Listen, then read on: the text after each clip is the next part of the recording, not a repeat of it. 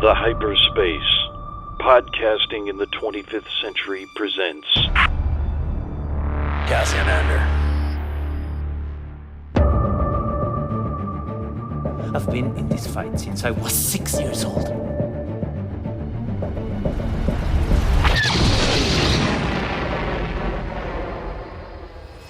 Welcome in, Rebellion recruits, to the Cassian Chronicles, brought to you by the Hyperspace, podcasting in the 25th century. This is our discussion and review of the Disney Plus series Star Wars Andor. And, as always, my name is Jared. My name's Matt. Ryan. I'm Lindsay.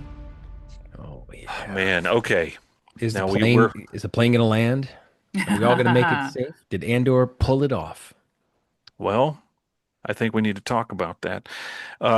First of all, I know I actually had like 3 people say to me, when is this last episode coming out? Oh, no. Yeah. But when I know we're a couple of weeks behind, so we want to apologize for that, and we can blame Matt for all of it. Yeah, why not? Remind everything because I kind of, not that I forgot, but I'm like, wait, what? Well, What was in this last bit that wasn't in the other bits? well, speaking of bits, we got to do the spoiler alert. Oh, yeah. If Transition was really good. Thanks, That's a Jared classic. Appreciate that. And let's see. Okay, I've got a bunch of trash sitting around my house right now. I've got the spoiler alert spy cam droid. Nice. That's a good one. That was good. So I'm going droid at the beginning of Rogue One. You know, on that It is. post. It comes up and goes. So I'm going to activate this droid, and he's going to give us the spoiler alert, and he's not going to mess it up and make some other sound. All right, droid, give me that spoiler alert.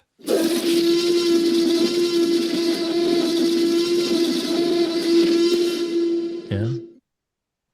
It could have been a droid. Yeah, I don't know what that was. That sounded kind of like a dinosaur. Why don't you just reprogram and hit the roll? Okay. Please. I don't have it, so Matt, you're going to have to hit the spoiler All right, alert. hold on. I I have the put it button all here on the that- whole time, just so you know. I put it all on that droid. Here, ready? Okay. What are we doing here? We're talking about the last 3 episodes of Andor season 2, the final season of Andor, unless you count Rogue One as season 3. So, as we go in here, I certainly think that they landed the X-wing. Yeah, I feel like they did too. I had little tiny little things that wouldn't even normally be worth talking about, but not as a good show. But overall, Okay. I thought it was amazing. Well, I think They that's stuck the landing for sure. Yeah. yeah. But Lindsay, I'm intrigued. You brought up something. I'm curious. Wait, hold on. Well, Are you oh. really curious, or did you already discuss this? No. I've actually been off. I haven't seen Lindsay in person in like a week and a half. Okay. But it's been a week and a half since the episode came out, and I think I did mention. Well, yeah, we did talk about some things. Doesn't remember it though. But yeah, it was a long time ago. It's been 84 years since. I know it's been a while. Okay, I'm curious too. I'm curious. I thought you can save it for the end. It's Okay, that's at fine. the end. So. We can save it for the end. Now, we begin the first of the final trilogy here. And this is where Luthen, this is where Luthen gets confronted by Deidre. She pays him a little visit in his shop. Ooh. Well, before I think you skipped something. the visit, I did. So you guys, You were know, talking about how you didn't need notes. You remembered the order. I liked how he was trying to take out the equipment in the back with this little solution, and how okay. But even before that, who he took out. Oh yeah, Lonnie. Yeah, he took out Lonnie, the spy. oh yeah, This is an education on how we Murdered cannot him. Cannot Yeah. wait. We exactly. We just launch into it, which that was a great little scene between him and Lonnie. Lonnie is obviously quite desperate now to get out of there, worried about his wife and kids. I wonder if And Luthen ever planned on getting him out. Ever. I don't know No. because Luthen, we learn a lot about Luthen in these episodes through Mhm. the flashbacks. The flashbacks happen in these episodes, correct? Yes. Okay, I was like, wait a It's second, this is whole that? the whole first episode, I think, Yes. because I don't know if it's a qualm necessarily, but I did say to myself at the end of the first episode, I was like, the show is called Andor, and my man was not even in this episode. Yeah, I know. That's For like a true. hot second, I think he was in it. No, Um, I don't think he's in it at all. Really? he's not in Nope, that episode. not even once, I don't think. So, but in the last of the three episodes before this, that's the final scene where K2 came to life, right? Yes. Okay, and then now we cut a year later, Hmm. and we're here with Lonnie and Luthen, and Weren't they and playing poker first? Wasn't that No, the scene? that's in the that's next that's in the next episode. Oh, okay. Yeah. Man, it's Um, a few weeks go by, it all gets jumbled together. yes, but the scene between him and Lonnie is I didn't think it was going to go down the way it did. I You don't didn't. think that he was going to end up that way, or No, Not in that moment. Not In that on a- moment, yeah, it felt a little sloppy to do it in that moment. Yeah, not on a park bench. yeah, I don't know. I kind of felt that as soon as that conversation started to happen, I'm thinking Lonnie's not leaving this bench. wow. He's done. No, You're right. I didn't quite get that because when I was watching it, I was like, as I was watching it with Terry, and she's like, when they cut to that wide shot, and she's like, he's dead, I mean, and I was listen, like, is he? Well, he Lonnie is. tells him all about Galen Urso, about Jeddah, about Kyber crystals, about everything that's happening, and that's an unbelievable amount of heavy information. You can't let that guy walk any two more steps. And Luthen is great about tying up loose ends. It's not like he lets things just dangle. And I'm like, and Luthen had to have known at that moment everything is done. Coruscant isn't safe.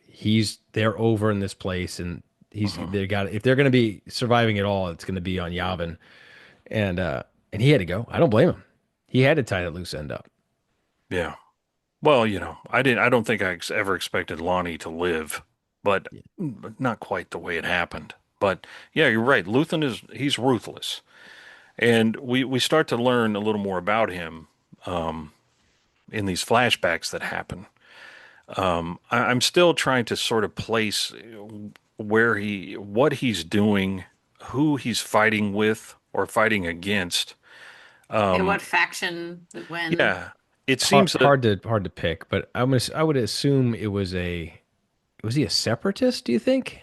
well, no, because I think right now we are, we're just about to the events of Rogue One and A New Hope, and No, I mean like when we get his flashback.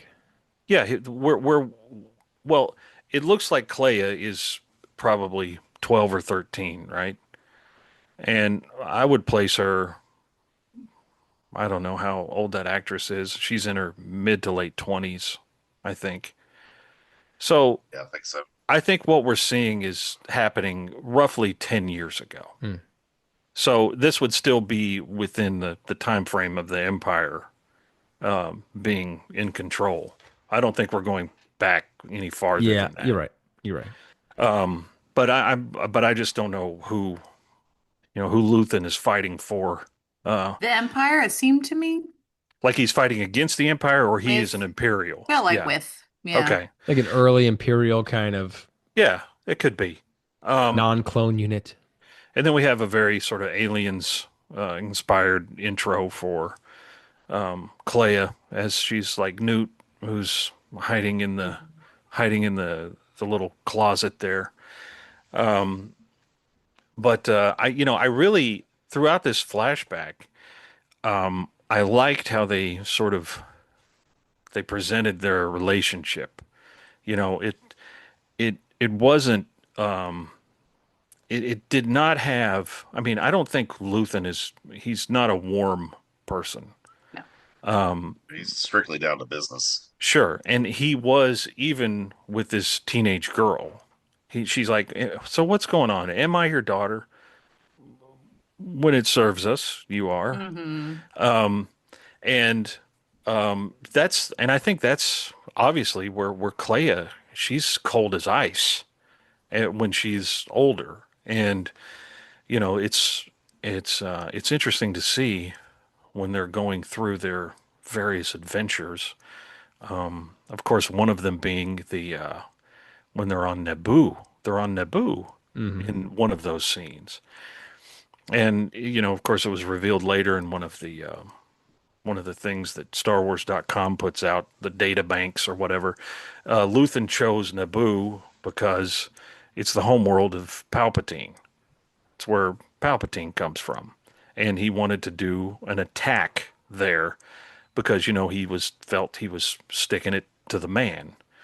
Not that Palpatine gives a crap about anything that Hmm. happens on Naboo, but it was kind of a symbolic gesture to blow up this bridge.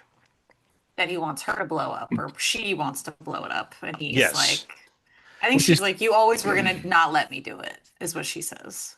yeah, kind of a cool moment. I mean, it's the first true piece of rebellion insurrection that has been recorded, right? Him blowing those tanks up on Naboo That we know of. that's that. that Yeah, we I know mean of. Yeah. chronologically, The first act of the rebellion by Luthen. and It's kind of cool. and we see them also on another planet where those people are executed, Oh yeah, and it's and Yeah. brutal. and Clea just wants to watch it happen. And he does seem slightly hesitant, Luthen does, to allow that to occur. But she wants to see it, And you we're know. making the jump, right? Clea is Andor's sister or not? I don't think so. I don't think so. Because I mean, even though it's not said, you have the little girl who's an orphan, right? Yes. You did have such a big part of the plot of the first season of him looking for his sister, and they're not gonna tie that loop. They're not gonna make it happen. No.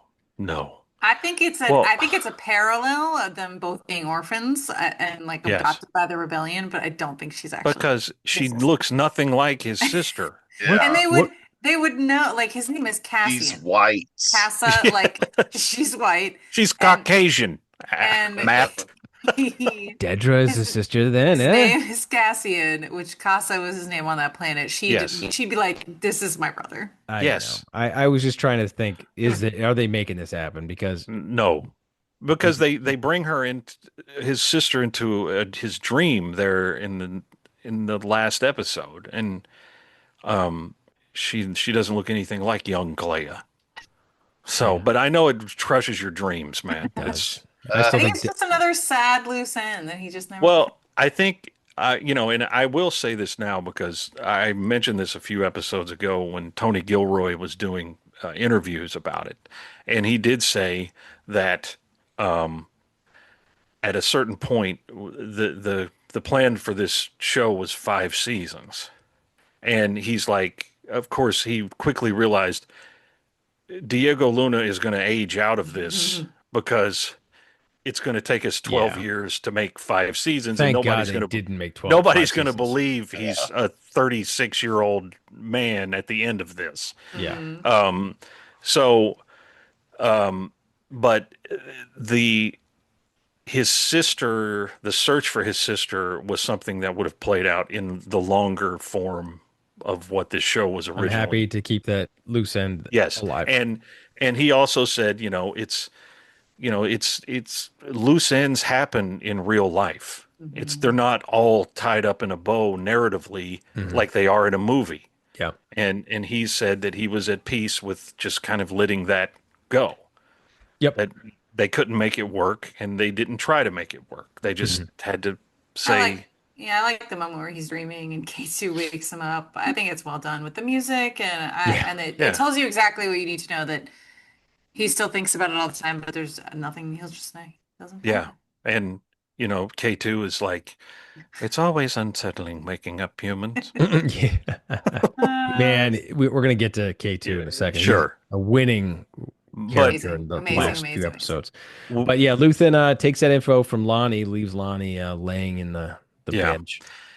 and then, I think the Then- next big thing is the visit to the antique store by Deidre. So cool. Such a great scene. And She's so good. they were both like, they both instantly knew the other one is full of crap, and that we're just playing a game here now. I loved it when she's like, "Is everything real?" He's like, and he's basically like, "Everything but two things in this shop." Yeah. Two things. Yeah. And Him and Clea. Him and him and Dedra were Oh, maybe but Dedra, yeah. he does, he picks up a knife, which is a bleeder. completely on purpose, and tells her about it. And coincidentally, it is a Nautolan blade, and a Nautolan is Kit Fisto. He's a character in the prequels, and he's he's the fish-looking guy with the giant head tails behind him. Right. He gets killed by Palpatine. A Nautolan bleeder. Yes. So, she brings out this Imperial unit that is actually from the first season. What was it called? Star Path unit. Unit. And puts it on the table, and then Well, hold on. Luthen's like, Before she takes it out, he says, she's like, "Should I show you?" He's like, "I hope it's stunning." And there's a reason he said that, because he is playing into her that he knows who she is, and he's expecting it to be a blaster that she pulls out to stun him. yeah. So that's the play on word, which I thought was funny, which she didn't pick Yeah. up on. I thought it was real. She's too excited about her dramatic reveal. Oh my God. She's like, I'm having my moment right now. She was having her moment. Exactly. She's like, And "You're not taking my moment away." Right before that, I like it when he's, describing the knife to her and everything. He goes, and she's like, "Is it real?" He goes, "We don't know. The tension mounts." and Moose, Yeah. it's He's so the way he Everything, says everything it. about it The is tension mounts. It's great dialogue between those two. It's such a Yes. good scene. Yeah, And they both play it very well, and yeah.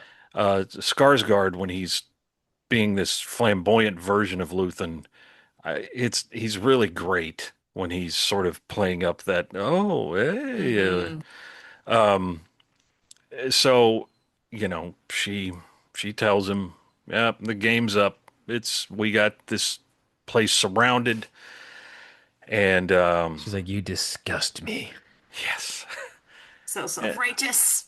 And then he stabs himself. No, but I liked what he told her though. He's like, "The rebellion's no longer here." He's like, it's out there. He says, "There's a whole galaxy waiting to disgust you."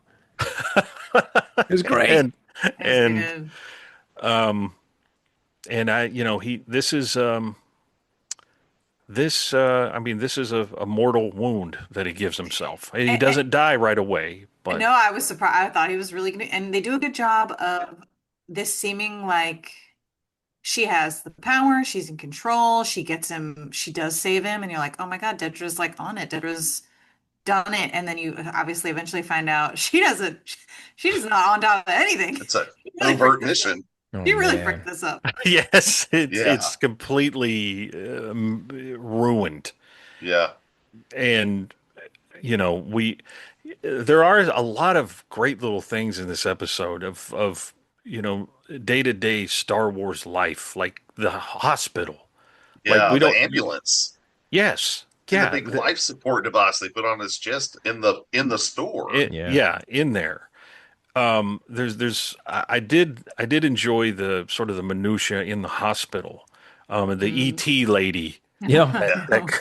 that Clea sort of commandeers to, and she's just sitting there like, ah, yeah. You know what's funny about that is they were playing that Neamos music as elevator music Oh, were in they? there with her. Yeah, it was In that the Neamos elevator. track. Yeah, but it was like an elevator music type track. Yeah.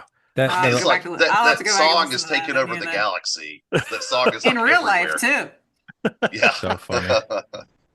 Well, anyway, so Clea finds out what's happened, and well, Luthen is obviously we talked a little bit about it. He starts to destroy all the radio equipment. But and one thing I like about this show and a lot of the technology is very analog and very the stuff they're using is it seems ancient compared to the technology that's available to them. But they're using like Morse code and things like that, and everything. I like just how you have to unplug something here and plug like an old switchboard. Yeah. I love all that stuff. But Luthen doesn't quite get the whole thing destroyed, and that sort of comes back later to bite them Yeah. a little bit. I find it Um, interesting that they were actually using the Empire stuff against them. Oh, that You was know, like when the the signals tech and stuff. the Yeah, yeah, with the tech is tech. Yeah, impressed. She's like, yeah, it's really, and then I was like, no, no, no, don't. yeah, Yeah. yeah, and the guy's yeah, like, "No, don't say that stuff." yeah. That's pretty good. It's like, shut up, you'll be dead if you do. She didn't want Yeah, to hear that right now. he's like, "Yeah, this is really awesome." Um, She's like geeking out. yeah, I mean, How she's cool it like, is. Her Totally. mission though to get into the hospital to get to Luthen was amazing. I mean that So good. it looked. I mean, of course, every podcast we talk about how the show looks, but it looks like a gigantic movie. Like, when she set off her bombs that she planted, it just has a scale. It everything seemed huge. She's in this giant building,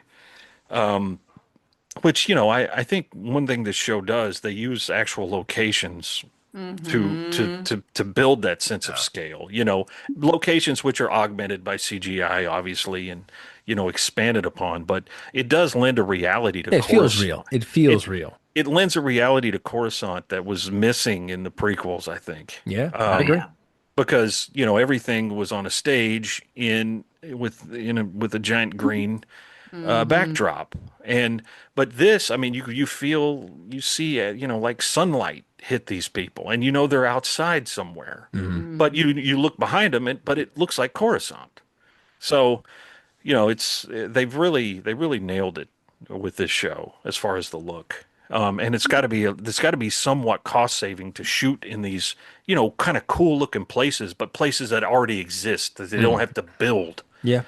But anyway, she gets into the hospital, and what I really like about this, well, of course, she does make it to where Luthen is, and I thought this was a scene where between Clay and Luthen, where you have almost an absence of any sort of sentimentality or emotion, but when she gives him a kiss, I felt sad for her, you Yeah. know, and it's like that there was that kind of moment of tenderness that she doesn't allow herself to feel, but in that moment she knows that she's saying goodbye to him, and I thought that was just a nice touch. And what I was think nice? she's like, oh, sorry, man. No, no, go on. I feel like she's so desperate later to make sure that Cassian passes all this stuff along because I feel like it's worth it if it get like all of this with him and him dying and their whole lives being a little bit distant from each other, even though she really cared about him. It's all worth it if everything he did makes it out. If it doesn't, Yeah. it's like, well, what was the point? And Yeah. it was a nice out for that episode with the slow pull from him dying on the table, and it had just fades to black with the music. And it was, it reminded me of his speech in the first season where he's like, everything I'm doing, nobody's going Yes. to know about, nobody's going to remember, nobody's going to, Yeah. And that's all I could think about. Like, as it faded out, I'm like, well, there's Luthen on the table, and no one knows what contribution or what Which- this guy set in motion, and no one's ever going to know. And I'm like, Well, and this is skipping ahead, but it made me happy to see later on in these episodes Cassian say, you didn't give a tenth of what Luthen. Mm-hmm. You wouldn't be here if it wasn't for Luthen. He made all this possible. And he goes, to hear you people run him down. It was very, I like that. It was very impassioned that, Yeah. he feels like, Yeah, and I think that they just want to gloss over all the dirty, bad stuff that had to happen to get them where they are because it doesn't make them look good. yes, But Cassian's like, no, no, no. Remember how we got here? I know you can't just pretend like this didn't happen. yeah. And And it's easy when you're not in the trenches and you're above it to be able to look down on the methods to get there. yeah, But it's just it was a great moment. And Luthen was, you can keep pondering and thinking about the depth of his contribution over and over as you watch the Star Wars movies in a new light now too. It's like really an interesting. I can't wait to watch Rogue One. I have not watched it since, and I can't neither wait to yet. watch the original trilogy again because I think I'm going to watch it all in a different light. I really do. what, Which is great because it's magic. I get to look at Star Wars slightly different now after all these years, which is kind of cool. my dad already did that. Like he visited this weekend. He's like, I was like, hey, you want to watch Rogue One? He goes, I've already knocked out Rogue One through Jedi. And I Whoa, was like, that's it rad. must be nice to be retired. Pause. What did he say? What did he say about it? I'm just curious. No, he Patch him in. just he yeah, hey dad, can you join? No, he did say that he didn't get too in depth and, like granular like we do, but he said, it's interesting to watch those movies now having seen Andor. And he thought that he also said he thought that Andor was in Rogue One more than he actually is. Mm-hmm. I think it kind of, for me too, it skewed his perspective on Rogue One a little bit in that, if you come into Rogue One from Andor, Cassian is a supporting character in Andor or in Rogue One. He's not the focus. Right. And, I think if somebody watches who hasn't seen Rogue One and they go into Rogue One after watching Andor, like you want to see a little more Andor. Now this is a kind of a throwaway statement, but a testament to Andor as writing, right? Now there have been other shows that have come out, live action shows, right? Obi-Wan, Boba Fett. And you have to believe and convince yourself that this story is canon now because they made it for Star Wars and like the Obi-Wan story is now canon, so you got to kind of believe it and fit it in. I don't think anybody when you finished Andor, at least for what you're seeing on the interwebs, everyone embraces Andor's story and instantly you consider it canon. You've already built it into the canon of your Star Wars belief, Well, they did it so well that you don't have to challenge it. That's what I mean. You don't. There's no they thought. didn't screw anything up. You actually believe it instantly. You're like, this is what happened, and now this is how the universe is. It's like it's a part of your Star Wars universe, which is very cool because there's still live action shows which I'm not really identifying with that have come out where I'm like, I'm still not putting them in the time frame, the timeline for myself. But Andor's in it. Andor's in. Like that's a piece of Star Wars that I'm not even going to question. It's pretty cool. If only they could have done that with some of the other things they've touched. Well, Brian, what were you going to say? I'm sorry. It looks like I jumped on you there when I went on my dad rant. Oh, I was going to step back on Clea's trip through the hospital a little bit. Cassian, she showed like this cautious and cunning thing going on at the beginning, and then she was absolutely ruthless too, going through that hospital. And it was just really impressive to see her, all facets of her that have been developed by Luthen over the years, play out. She kind of to hangs save back. the rebellion. She kind of hangs back in all the other episodes we've seen her in doing the communication stuff. She doesn't do a lot, except more this season, obviously, but not definitely the first season. You don't really know what she's capable of, and then you see this episode, like, oh, she's a real operative. She's a legit trained in the sticks kind of operative. She's done it all. Yep. So that guy's like, it had to be at least 3. Yeah. In the second episode where they start to try to do the detective work, they get it wrong completely until. So, let's just jump ahead to where Dedra gets taken into custody. Oh yeah, that guy comes and he's like, "You gotta go," and she's like, "But this is my finest hour. What do you mean?" That was a good impression. That was good. Yeah. What? But it's like but Lizzie's right. She believes she's like, this is still my thing, mine. I'm in charge of this. And I don't think she put the pieces together, even back on, gee, I can't remember the name of the planet now. What was the planet they were mining all this stuff on? Gorman. Gorman. Even on Woman. Gorman, she wasn't quite aware that she was being pushed aside, you know.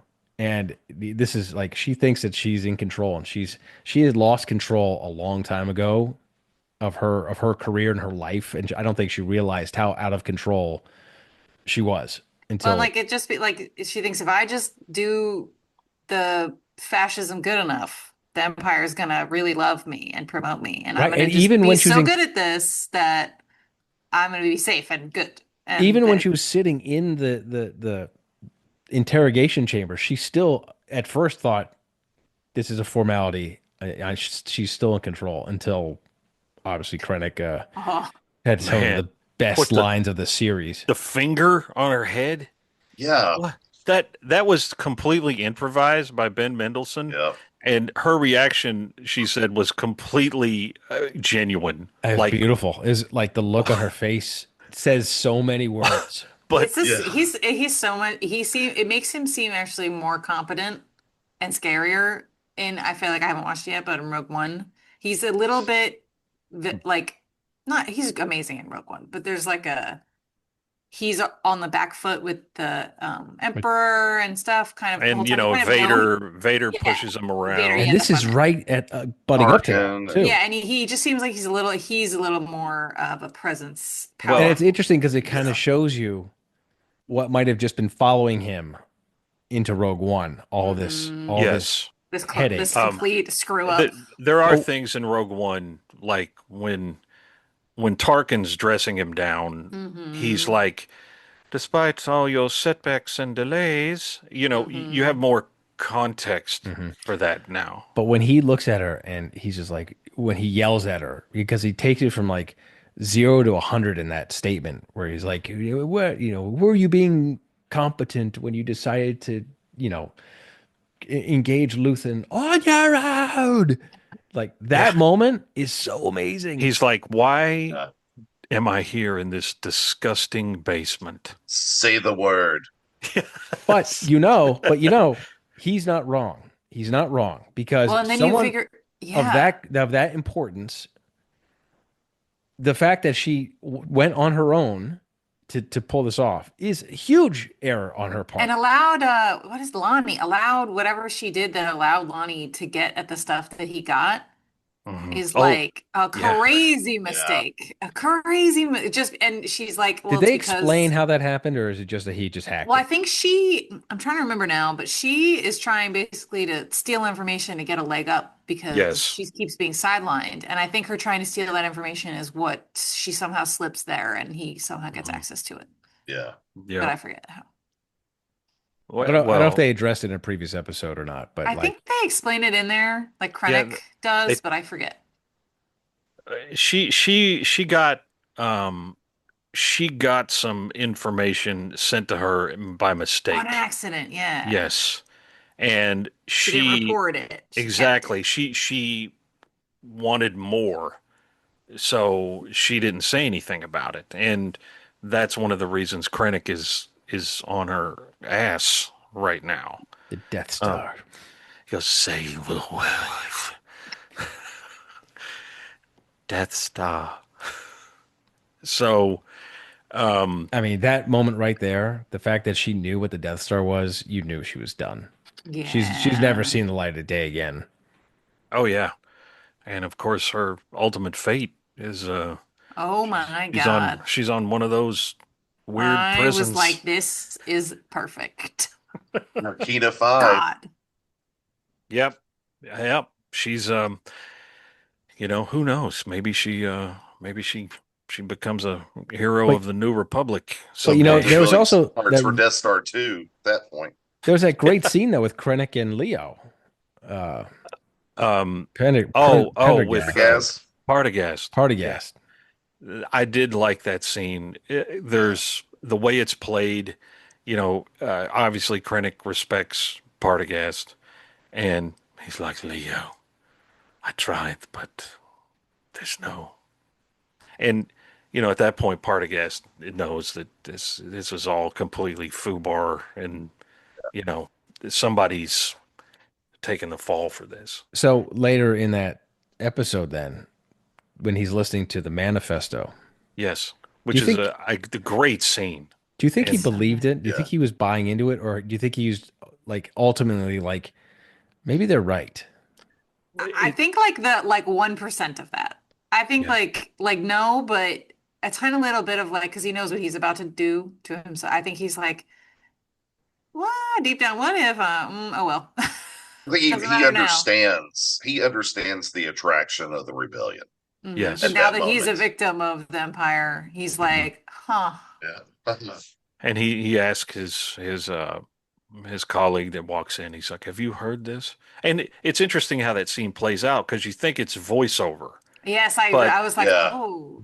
he's just listening to a recording, and he's he says, "Have you heard this?" "Only bits and pieces, sir." Mhm. And he goes, and he has a very thoughtful That kind of actor's so good. It's like you wonder if he feels like he maybe agrees with it because that actor's so yeah good at like sort of like softly. It's like the Yeah. only emotion. He's been like a stone cold professional with no anything this whole time, and it's the first time you see anything like that from him. yeah. Yeah. And then he's like, "May I have a moment to collect my thoughts?" He pulls And And out what's a funny is, as a stone cold professional, though, you get the impression that he, likes certain people, and does have a little soft spot for like, I think he did for Dedra early on, well, mhm, that's what this show's so good at, and just what Jared was saying Hmm. with like the subtly. norm the it's also the people are real. It's like the Yeah. Hmm. empire isn't just about, goose stepping, fascists that are, that's all they think about. There's actually real people that buy into that thing, but they really get into the character development and make you realize that and these are real people. They just are, on the wrong side. yeah, But Hmm. I love how he pulls out a the beautiful Han Solo. black and chrome Han Solo blaster. Those look brand new, which again shows that anything around Han and Chewie just turns to crap. It's just disgusting. It gets dirty, gross.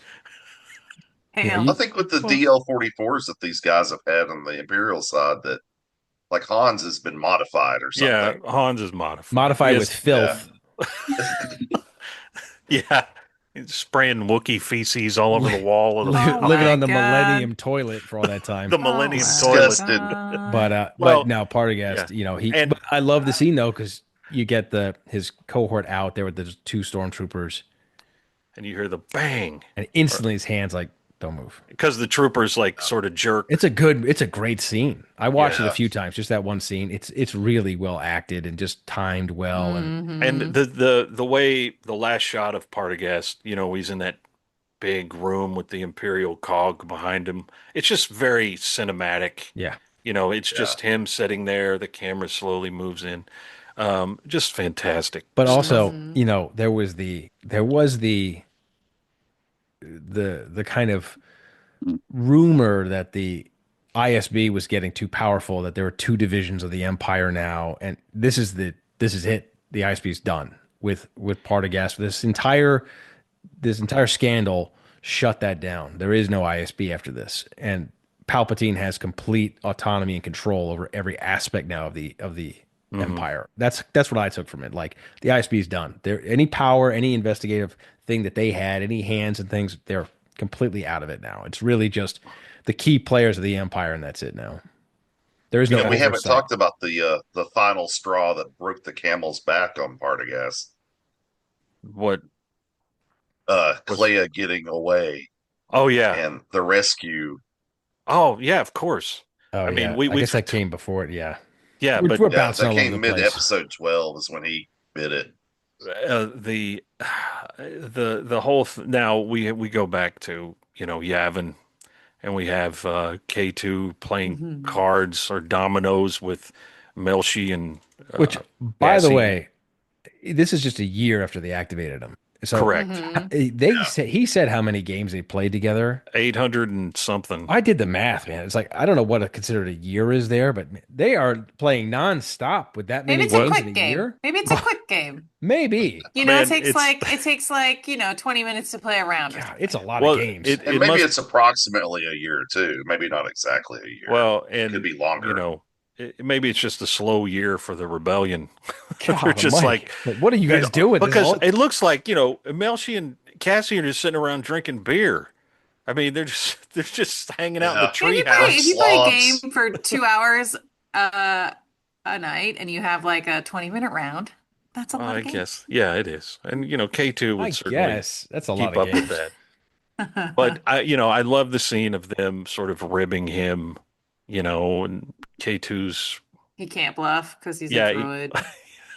it's Good. all that stuff was great. And when I think bringing K2 into the show fully now, Ugh, I've been waiting forever. yeah, it makes it really changed the it changed the sort of the tenor of the show for me.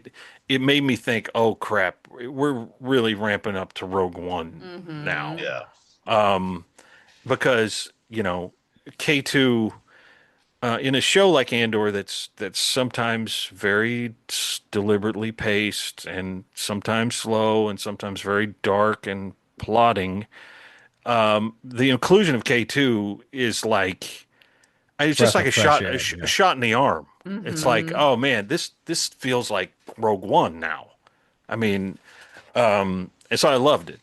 And he's just as he's a smart aleck, and he's very dry, and That's great. He's yeah, exactly what he was in the movie. exactly. Yeah. And you're like, oh, this is why part of the reason why I loved Rogue One so much was K2. And it's like it's great to have him back. It feels right. It feels like the gang's all here now. Mm-hmm. Yes. Their dynamic together is so funny. But Jared was Yeah. saying, Luthen didn't get to destroy all the equipment, and they brought in some Imperial investigators to look at that equipment as they're pulling Luthen out. And as Lindsay was saying, that one of the Imperials, she was like, "Oh, this is great. They have it all hooked up, and this and this." And they isolated this kind of primitive signal that the radio used.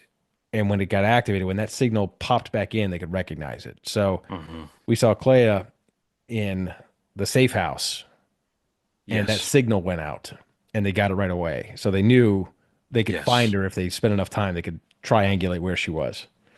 Correct. Fortunately for her, her message was received on Yavin, which caused Yes. a bit of turmoil there. Yes, because everybody's like, dude, you can't just keep running off. You can't keep doing what, and of course, K2 is numbering off the amount of Mm-hmm. rules they've broken. Turn that off, K2. Oh, that's 18. The physicality of K2 is so good. Like I forget when it happens, but there's a moment where he just like sighs and leans back in his chair like he's annoyed. Yes, like I don't remember what happened, but it really made me laugh. when they're coming back to Yavin and he waves at the X-wing. Yeah. He waves out the He's just like, window. it's good I stuff. want a gif of that so bad just to use Yeah. for everything. Alan Tudyk is fantastic. He's great. Mhm. He was I think me and Brian met him at the Star Wars Celebration, and he took a good 5 minutes with Hannah, Aw. and he went through all his Disney characters, and K2 That's was so her cool. K2 was her favorite character, and Ah. and Jessica he was, asked him about his tattoos. oh, does he have tattoos? Yeah, he got Visible? one at Star Wars Celebration, and she had seen him over there. And then Okay, when we got his autograph, she asked him about his tattoo. yeah, And then like she'd seen where he had it like on his shoulder or something. So when we did like a photo op with him, she was, I won't put my hand there. okay, So because you got your tattoo there. yeah, he was really nice, and he's tall. He's very tall. Is he? Yeah, it's a big dude. Yeah, he towered. I mean, I'm 6'1", and he was much taller than me. Really? Well, I had no idea he was Yeah, that tall. but very I feel nice. like yes, Firefly and Serenity did not give me that impression. I don't No, know. yeah, no, Maybe not it's at because all. he's always sitting down. in the He's pilot's always chair. seated. Yeah. Yeah. Yeah. But yeah, he's fantastic. And when they get to Coruscant, there's some more, amazing visuals there, of course, flying in and, getting up to the safe house. Um, And it he was, makes K2 wait in the ship again. yes, and he's Or not like, again for the first time. sure, and he's like, okay, but when they lose communications, that was good, and K2's like, wait, what's going on? And Yeah, they then, shut down the whole grid of communication of radio frequencies and all that, so nobody could communicate yeah, out. and the earpieces aren't working anymore, and they're just like, What was the name of They the Daedra's assistant that was now he, on the case? What was his name? Heert, Heert. hear it, Hirix. hear So it. they give him the The- SWAT gear, the stormtrooper Yeah, SWAT armor. Oh yeah, my the God, the yeah. Loki looking guy. Yeah. yeah. He's man, he got wasted. He got exactly what he deserved. Well, hold on, hold Yeah, on. he So did. that episode ends on a hell of a cliffhanger, and like I had to go to work. Like I managed to watch 2 episodes. I had to go to work, and I was like, I can't believe I have to go to work on this kind of like they did a great cliffhanger Yeah, because it they had was. like they're up on that level. The Imperials like figured out what level they're on. They're walking down the hall, Yeah, and like they and I don't know like how about they it. like triangulated Uh-huh. they were using a little Yeah. Ghostbusters looking thing. They're like, Mm-hmm. They're at first on the wrong floor. yes, Right. and they eventually make it to level 27, And which is they where end they that are. way. It's a great music, a great out. Yeah, It was great. and but then the fight that comes next is pretty awesome. You got and I do like I like all the gear of the Imperials. It's interesting. It's like a stormtrooper, but they Variant, still got their little hats, like they're officers. But which makes sense. yeah, and it's like kind of, I guess, urban Yeah. SWAT I type of feel like thing. they differentiate. These are the competent ones. They don't Yeah. have the Yeah. helmets. They're You know Well, what was great? What was great was how K2, before he actually is in the building, he takes out the guys in the shuttle. Yeah. Yeah, and but it knocks out the comms for the Imperials. Right. yes. Right. And they're like, what the heck's going on? Get a tech in here. But they couldn't get a tech in there because they were all chasing down leads For for the- Clea being a Mhm. diseased That's woman right. that they're That's right. the whole And- hoax that they and made to find trying to That's find where you her. see a Partagaz start to lose it a little bit. He's like, Uh-huh. "Well, Yeah.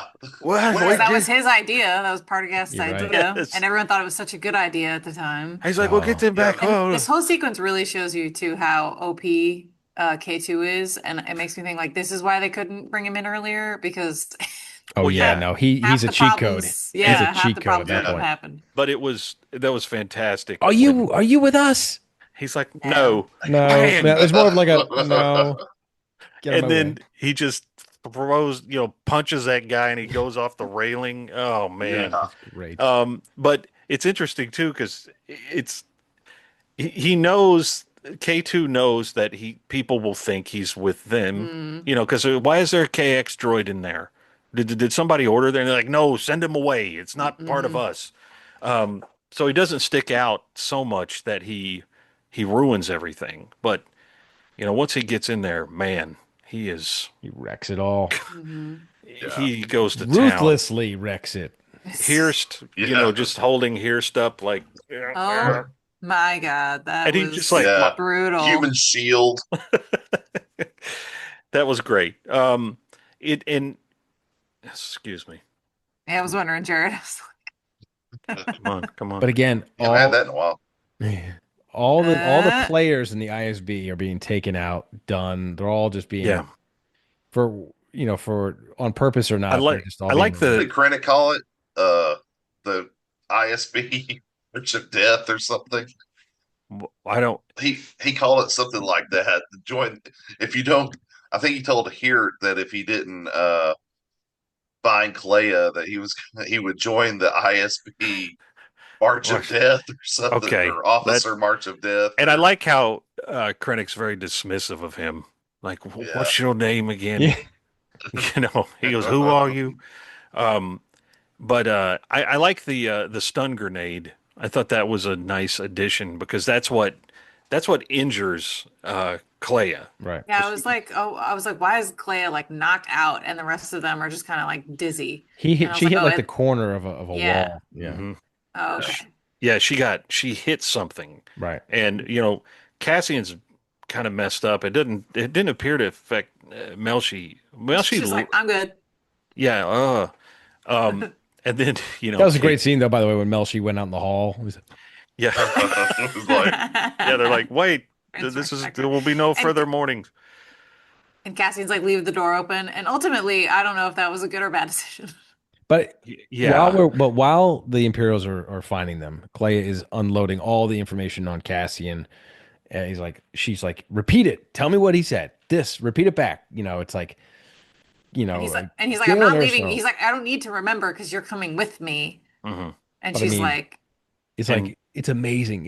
And it plays into Rogue One so great because it makes so much perfect sense. Like yeah, at the end of this Kyber season. Urso Jeddah, Kyber mm-hmm, Urso Jeddah. Um, but and she doesn't want to go mm-hmm. because she doesn't think she belongs on Yavin, or she thinks that And she knows how much they all shit talk Luthen. She's yes, like, I don't want to go there. But again, you have Luthen and Clea. That's a faction of the rebellion. You've Mhm. got Saw So Gerrera.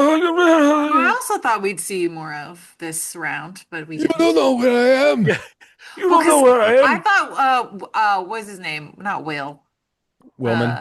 Willman. Wellman. What is Will? Yeah, I thought Willman was gonna like just be with him, I did too. I thought he was going to join and up with Saw and be but like he just a comes lackey. back. no, he comes back with his French No, Gorman but girlfriend. but there you go I though. know. You have and you have to think if there was any kind of I'm not maybe not jealousy, but like some kind of jealousy between Clea towards Mon Mothma, because he Mm, seemed to have like a little soft spot for her a little bit mhm, that he gave her attention. I don't know, but like there's something about the Yavin crew, the alliance mhm. that's kind of become more of a bureaucracy almost in its early stages Yeah, where she's like, I don't have time for that. I have to fight a fight. exactly. yeah. It's like She's not interested in going corporate. she's not corporate. She wants to Yeah. She's stay on the ground level, which it's and really neat, really really well put, really well well, played. And you if you've been know, in those kind of atmospheres before, you kind of like said that makes perfect sense.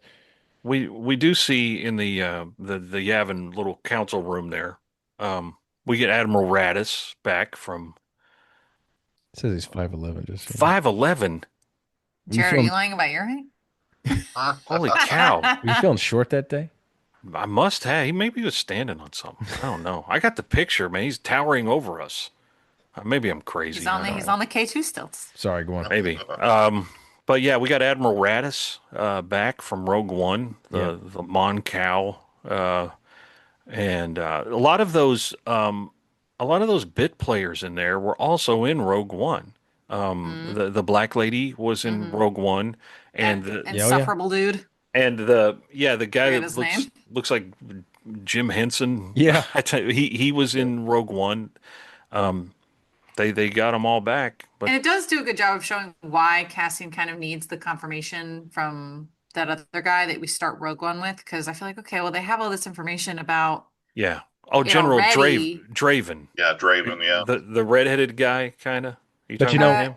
well, I just mean like all of them are doubting him. Yes, Yeah. yes. And with the information that he brought from Clea. And so I feel like it makes sense that he needs to go get even Draven and him are like, okay, you need to go confirm this hmm from But it's another interesting, right? source. He said the words Galen Erso, hmm Kyber, Hmm. he said all the key words that they're doubting because it could be misinformation. Hmm. And then, of course, if we find out the end, he pulls him aside saying, dude, there's somebody talking about Galen Erso, about Kyber, but hmm you got to go And that's the right now. guy from the beginning of Rogue One. Right. He's That like, you got to they go check this out, which I Yeah, loved. Tivik. Tivik. Yeah, exactly. I mean, Tivik. talking about like dovetailing it perfectly. I mean, to watch these back to back with Rogue One would be an amazing marathon. Yeah. Like the last three Well, episodes. Hmm. I think that's probably something they'll do. The next year is the 10th anniversary of Rogue One. Now, listen, guys, I've not Ooh. rewatched these last three episodes since I saw it. Okay. And I've heard that in thinking back, I think I noticed it, but didn't really notice it, that they de-aged Cassian in this last three episodes. Really? Yep, a little bit to help him match up with Rogue One. I didn't. Oh. I didn't So- really. Well, if pick they up did on it, they if they did it did. exceptionally well. It Because wasn't. I don't didn't- think they did much, but if you look at him if in these last few episodes, and then look at him in some of the earlier episodes in the season, I think you can see the difference. But I can't What confirm they that until I did, rewatch. But he did. He does have he has a haircut in these last three Yeah, they that changed his haircut. matches his haircut in Rogue One. Mm. But I didn't think it was going from to He Rogue looked- One. no, I don't think that they have made a huge de-aging leap. But I wouldn't be surprised if they put a little de-age. Well, they may have little eye taken out cream, little eye cream, little. little crow's feet removal. Just some, But just some it skincare, you know. it really didn't. Watching Rogue One the day after it, wasn't that big of a leap. he looks pretty much the same. Yeah. I wouldn't. I mean, I think if you were showing this to someone who had no idea of the chronology of when these were filmed, it wouldn't stand out and say, "Wait, he looks 10 years younger Yeah, here. yeah. What's going on with that?"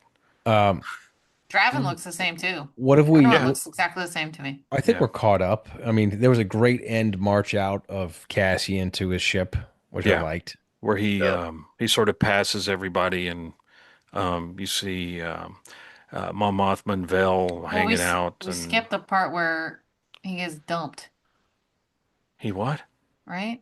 He gets dumped. No, that was Yeah. a year Was ago. that a year ago? That was a year ago. Oh, Yeah, wait. it was a year ago. Yeah. My Yeah, bad. See, this she's is what I was gone. talking Bix about is at the gone. beginning. I mixed up when everything happened. Um, Yeah. but Oh yeah, no, but there was a scene where Clea was kind of interrogated by what's her name? Vel. Vel. By Vel. And yes. Vel tells him he should check in on Vix. That's what my brain was Yes, forgetting. Or like yes, remembering yeah. but mixing up. Right. And he's like, I may do it later when things calm down. Right. Yeah. There is a brief scene where not Jimmy Smits visits. He comes to Cassian's, and I do like this scene. I think Benjamin Bratt has I don't know why. I love his delivery of "May the Force be with you." Mm-hmm. I think he's He's great in this whole thing. yeah, He's really good. he says that in a way that has like gravitas. It made it when I watched it, I was like, oh man, that was very well delivered, Benjamin. Nice I mean, work. in Because it can very be some. no, go on. There you go. In super short scenes that he had, they really expanded his character really well. I thought they really Yeah. built on his character. And if it wasn't for that huge secret he's keeping, that he would be one of these bureaucrats too. I think it's within him to be one of these alliance bureaucrats that could have been, just in its snobbery, Yeah. Oh. just running the new alliance. But obviously he has a secret that he's keeping that he knows a lot about that is keeping him from being that person.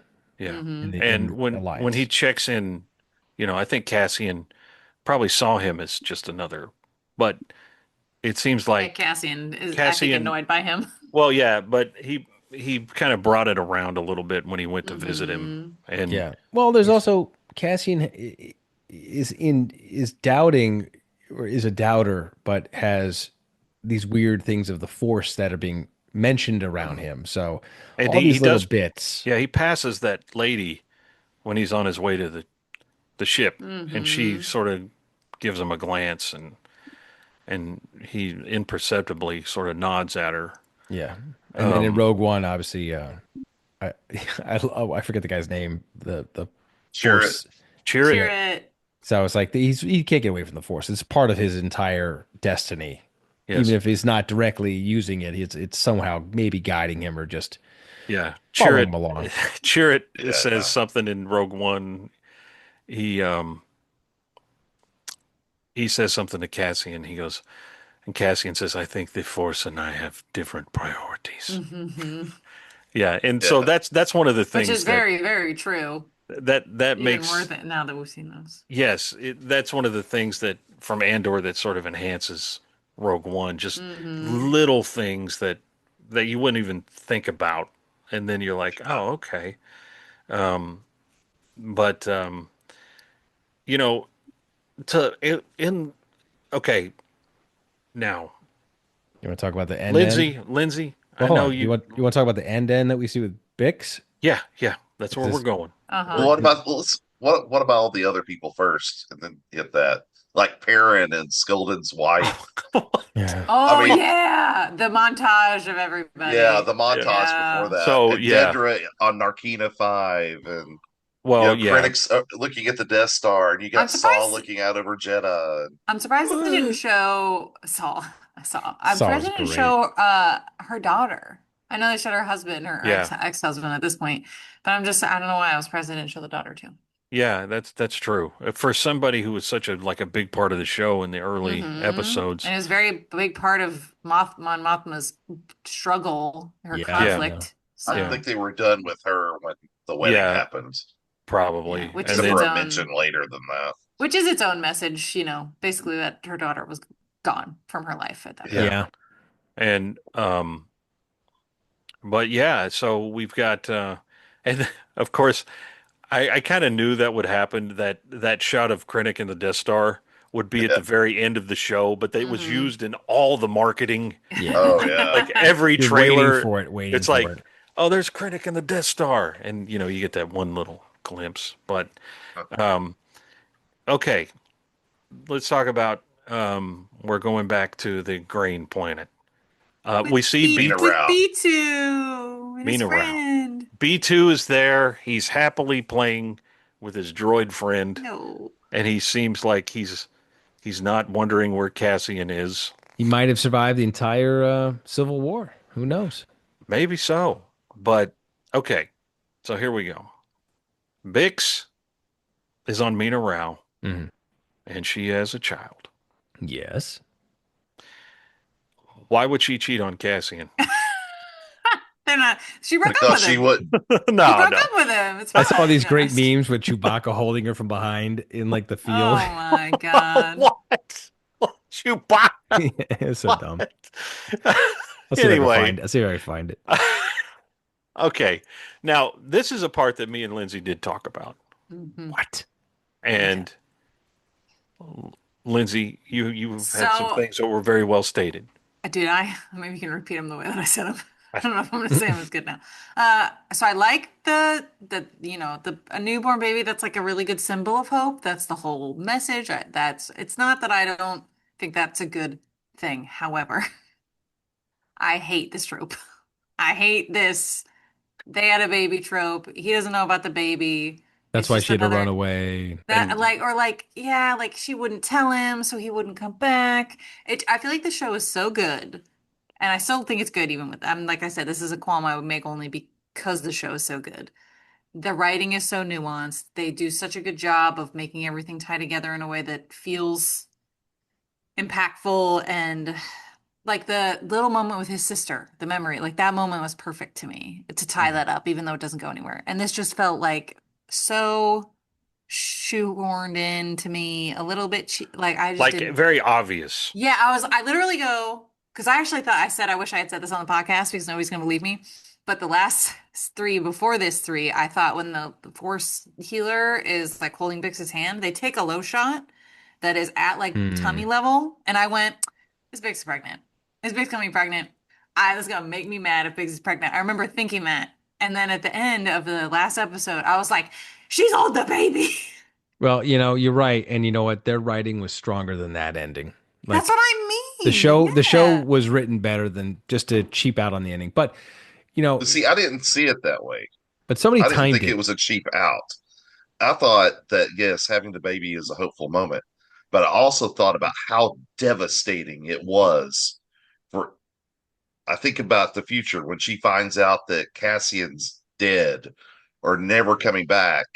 That baby doesn't have a dad. Mhm. Well, they And timed those it. sorts of things. But it got me thinking about all that stuff, and it's like, I think I find it very devastating in some I do find it fashion. I do find it devastating. I also feel though that is something that movies and TV shows do is introduce baby for more devastating, and I don't. I'm like Well, she can be I devastated guess I haven't enough. seen many of those. I mean, Women, listen, the women with baby trope is something I wrote about a lot in college, so I feel like they timed out the end of Rogue One. They timed it out. If you watch, I guess concurrently, when the Death Star shoots Krennic. Or Krennic, Scarif. Scare from the water. Star shoots If you Krennic. start watching from that point to the part where they have the end of this, it perfectly coincides with the sunset that she's watching, or the sunrise, and then them being consumed by the ball of death. It all times out perfectly. And but it's like, I guess it's the sunrise that Luthen talks about, that it's for somebody who will see it that he never will. He's doing all this for, The son will, or daughter, I can't tell. it's people that will are, see it. I agree Yeah. it's. I still think it's really good. I just think 100%. You're right. It's a trope. Call it what it is. Call them out. We will They're not. better. They're better We will than not. that. We will not see the Republic return. Yeah, crazy. but he becomes Poe Yes. Dameron, her son. Oh my Oh gosh. God. I'm surprised Matt didn't say that. I've been seeing all this crap about like trying to tie in the characters to the sequels. I'm like, just stop.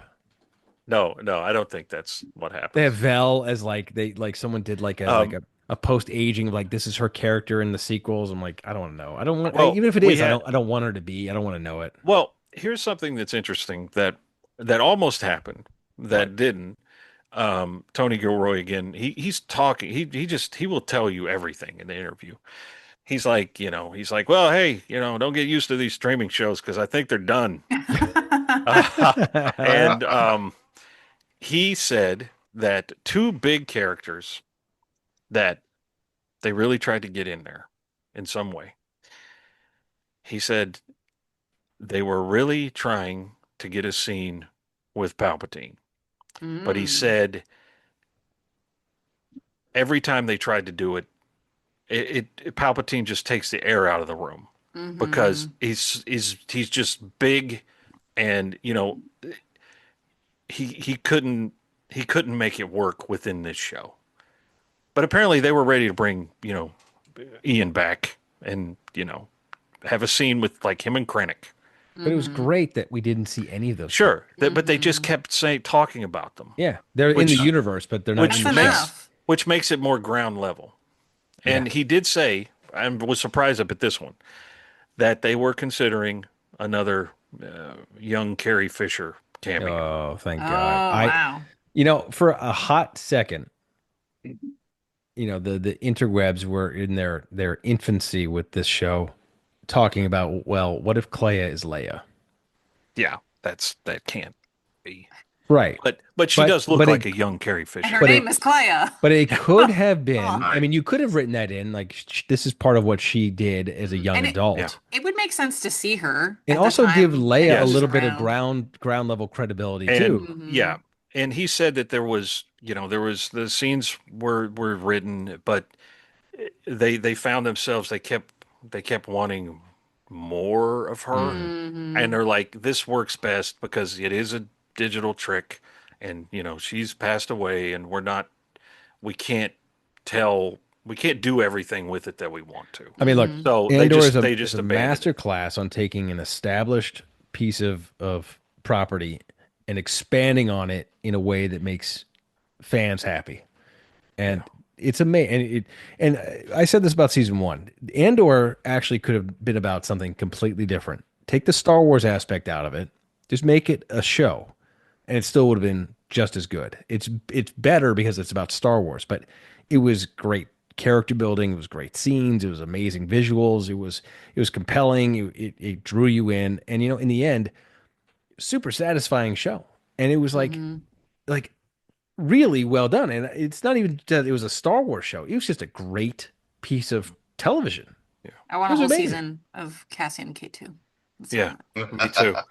And Brian brought to my attention the musical cameo at the end. Oh yeah. And that's something that I did not expect at all. They earned it. But it made me feel emotions when you hear I'm feeling emotion. You hear that music and you're like, it's that final bit of connection. Like, okay, this is where things are going, and this, and I thought it was just a very nice touch. Yeah. Not anything over the top, not a digitally de-aged Carrie Fisher, or it was that Star Wars music it's universal, and Andor certainly has an interesting music on its own, but to sort of tie it into John Williams at the end, it's almost just like putting a little bow on it. Yeah. Yeah, Saying- and it was a nice, and they did their own, version of that too. Yeah, it It was wasn't a just little bit different. it wasn't Yeah, just a lift from the no, movies. You're It was officially bringing it into the family. yeah, it's like yes, this is Star Wars. It's This almost is like it's almost like a baby at the Oh, end of the no. show. yeah. Yeah, you mean Poe Dameron? Uh, No, I'm I just feel kidding. like that way about Bail Organa's "May the Force Be With You" line that you were talking about earlier. I was like, it could easily be a little cheesy, a little too, oh my God, because it's become a line that I feel like could, but if not delivered well or in the right moment, can feel a little cheesy. No, Yeah. but so did But it was so you good. you It like was the good. Benjamin Bratt delivery of Oh that? yeah, no, I thought Yeah. it was I thought it was fantastic on that. He was Yes. fantastic. I didn't for Yeah. one moment feel like I think Jimmy No. Smith is great too, but I was like I never felt weird about it. It actually No. made me just think of what you were saying with Leia, that maybe they could have considered just casting someone to play a young Leia rather Yeah. than trying to Sure. visually make her look Well, like. congratulations to Disney for being brave enough, and I'll give them credit for making a Star Wars show that didn't involve Jedis or lightsabers or Force or key characters. That they went on a limb and said, let's make a story Mhm.